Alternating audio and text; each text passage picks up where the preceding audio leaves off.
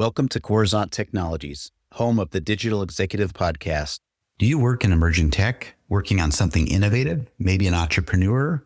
Apply to be a guest at www.coruzant.com/brand. Welcome to the Digital Executive. Today's guest is Warren Myers. Warren Myers is the co-founder and CEO of Aura, a life-saving technology company transforming access to emergency response services through intelligent on-demand dispatch infrastructure.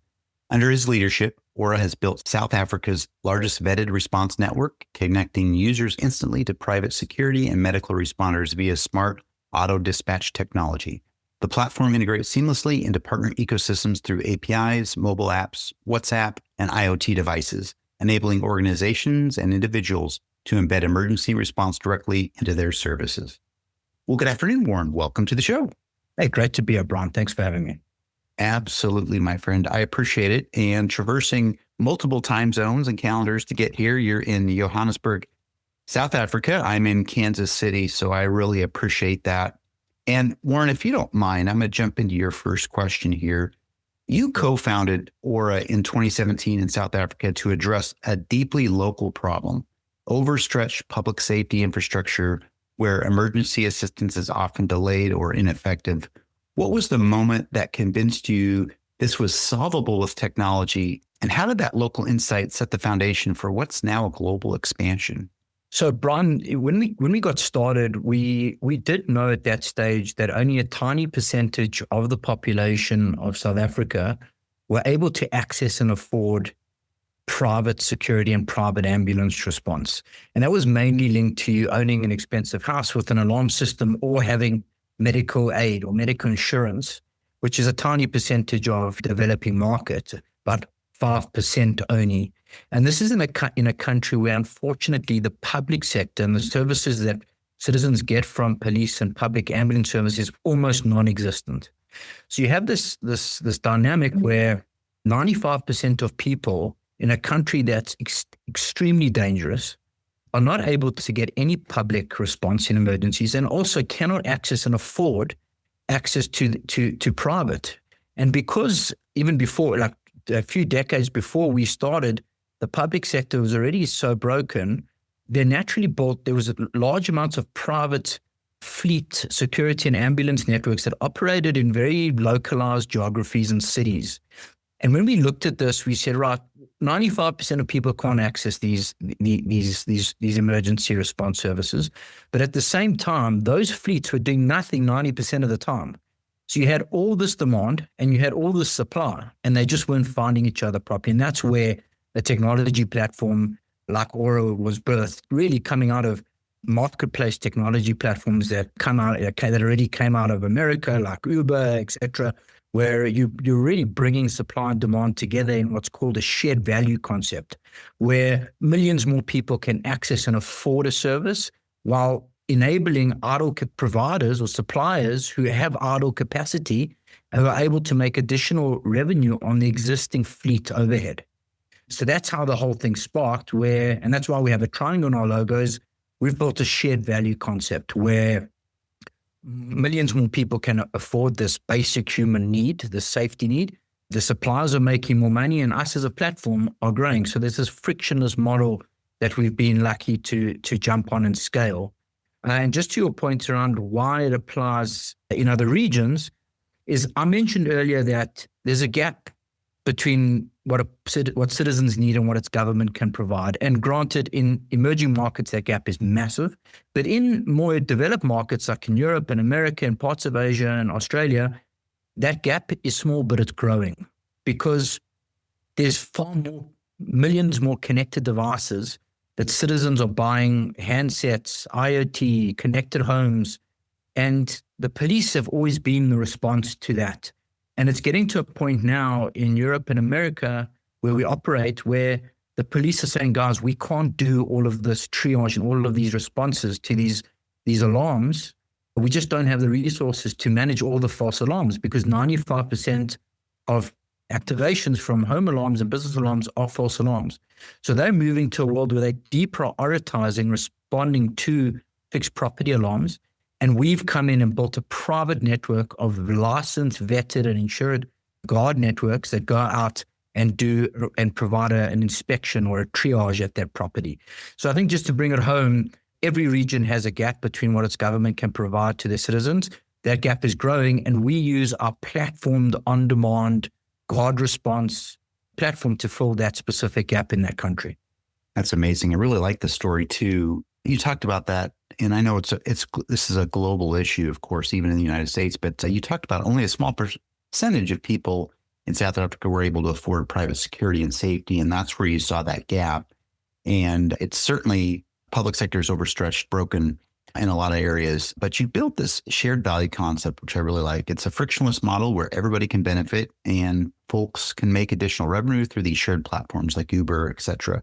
And there are a lot of false alarms. In fact, we have a lot here in the US, and police, they start charging you for false alarms if they show up. So I definitely see your value proposition here, and I'm just excited to hear more. So Warren, Aura largely delivers its service through partnerships with companies like Uber, Samsung, FMB, insurance providers, embedding emergency response as a value-added feature within their existing platforms. Why did you choose to build primarily through partner ecosystems rather than a direct-to-consumer app? And what makes a partner integration successful versus one that fails flat? Yeah. So just to take a quick step back, in our emerging markets in Africa and in others around the world, we provide two services where one is we respond to people, individuals. That's almost like a private 911 service where they're accessing private responders.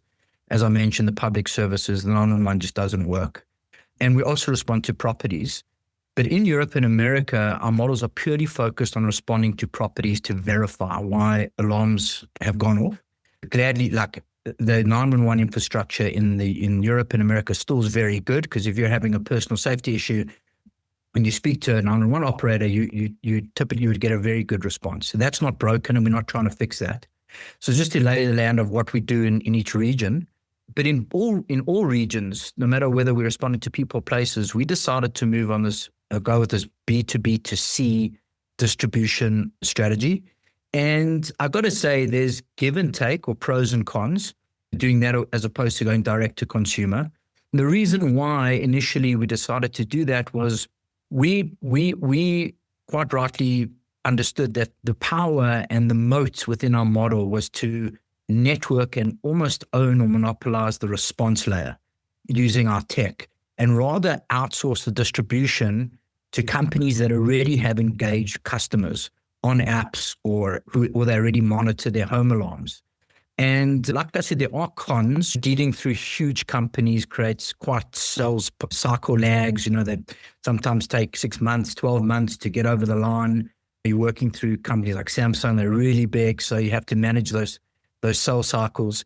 But I think going back to the root cause of this is it was really a cost per acquisition and a focus point when we launched the business. Was we had limited capital initially, and going B2C, you have a very high initial cost per acquisition because no one knows who you are. And this is a safety brand, and that requires trust. So we decided to rather work through brands who already had trust with existing large subscriber bases that went and resold our service. Thank you. Really appreciate that. You served the emerging markets around the world. You talked about that.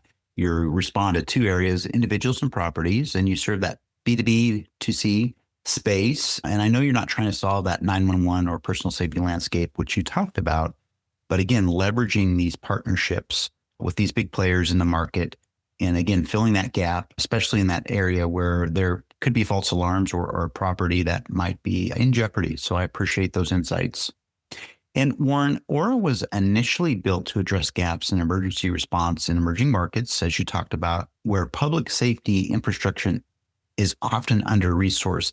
As the company has expanded into markets such as the US and the UK, you've encountered a different but related challenge: growing pressure on emergency services, longer response times for non-life-threatening incidents, and increasing demand for faster access to help.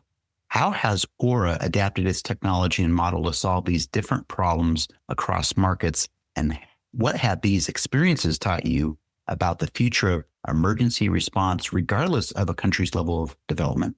So in the more developed markets like the UK and America, we luckily didn't have to rethink how our platform works, because our platform effectively, if you boil it down to its really core principles, is we're getting the closest responder to respond to a location. That location could be a person or it could be a property. So in the UK and America, where we respond to alarms on behalf of alarm companies who monitor home and business alarms, the platform was already really well entrenched. What was different and ready to deploy. What was different was kind of the distribution model and the partnerships model. We, in the UK and America, we partner with alarm companies and dealers who already service homes and businesses who have alarms, and they go and bolt and add our subscription onto their monthly fee, because most people are aware or are becoming aware that the police are either massively deprioritizing alarms. Sometimes the response time's an hour and a half, or they outright just have mandated that they will no longer respond to unverified alarms. And I'm sure you can imagine anyone paying for an alarm, there's no point having it if no one's responding. Like, it's a key complementary requirement when you have an alarm subscription. So going back to your point, like technology-wise, most of what we had built in Africa was replicatable in new regions. It was more about adapting it to sell through the existing alarm companies who now needed a private layer to dispatch before they could dispatch lease. And I have to stress, we respond to 250,000 properties in these regions already. And what we're seeing is most of them, 95, 97% of them are false alarms, but the ones that are real, the police are great. They come out there and they're there quickly. They're just not able to do all of that triage, that 97%. And it makes sense if you're a citizen to say, my police force needs to be ready and responsive to deal with real serious crime. And I think that's what these police forces are doing, is to say, right, we have all this demand, we don't have enough supply.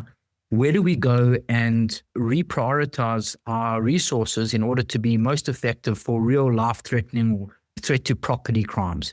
And that's why they've deprioritized alarms. And I like to think of us and we're already getting recognition in the UK from police forces to say that Aura is doing such an amazing job, because that 3% is still important to them. That 3% of because they would have never gotten to those. We're helping them triage that and deploying them to that 3% that's helping them still help their citizens and reduce crime, because without a private layer, that 3% would have just gone undetected and unresponded to. So we actually like to think of ourselves as enabling police to be more available and more responsive to do real police work, which is responding to life-threatening and property-threatening incidents. Thank you. Really appreciate that. You talked about this, and you're doing this again globally, but you talked about initially in developed countries, you didn't have to really reinvent anything, really just help augment or fill those gaps. In the US and the UK, for example, you work with alarm companies directly in these markets, and you manage a lot of those false alarms. Of course, you talked about this helps local law enforcement focus on personal safety and critical events, enabling, again, that perception of safety, but also really augment the safety, allowing the prioritization of local law enforcement. So I really love that. Appreciate that. Yeah. Warren, Aura has further rollouts planned for India, Sri Lanka, and Latin America in 2026, regions identified as high priority due to high rates of violence, under-resourced public services, and growing urban populations. As you look out maybe 5-10 years, what does a world look like where rapid emergency response is truly universal, and what has to be true technologically, commercially, and regulatory to get there? So the vision that I see for 5 years is a very interesting question as it pertains specifically to personal safety. This is people having life-threatening emergencies.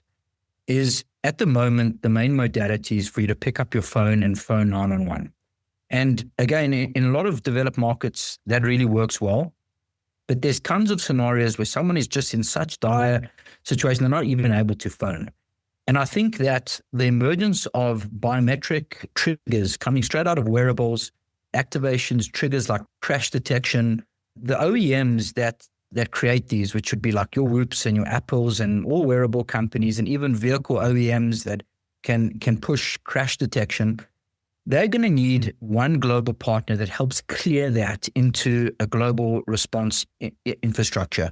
And we've built that already across 52 countries, where one integration with a global OEM can come into our environment, and we would then push that through to a control center in that region, even somewhere like the Philippines, where they would have someone with a local dialect understanding the situation and dispatching police and ambulance out. And that's a big part of our vision, is around enabling personal safety, specifically for what I call autonomous triggers. I think that that is the future for massively reducing deaths linked to medical emergencies and motor vehicle accidents, where the trigger is coming automatically out of the human's body or out of the OEM, out of the vehicle. And the going back to regulatory, you mentioned, if you imagine like an OEM like Whoop or even a vehicle OEM, they don't understand how to clear these emergencies in every region and understand the licensing requirement, the regulatory and the liability. We take care of all of that. We like to see ourselves in a year now to be like the main integration partner to help clear SOS emergencies across nearly every country in the world through one SLA, through one integration, and we take care of all of the local regulatory licensing and liability requirements. That's the vision. That's amazing. Really love that. And you talked about looking ahead in the future, maybe 5 years. That main modality right now is really picking up the phone, dialing 911. We see that all the time, but there's a lot of examples, and you talked about that, where, and especially moving into the future, of having an autonomous and biometric triggers that will be important for those situations where maybe a phone isn't available or a person may be incapacitated. I really love that. And of course, having all these OEM providers and their smart devices connect with a global provider to ensure that everyone can feel safe, and no matter what the situation or event that has happened. So I appreciate that. And Warren, it was such a pleasure having you on today, and I look forward to speaking with you real soon. Great, Brian. Thanks for having me. I really appreciate it. Bye for now.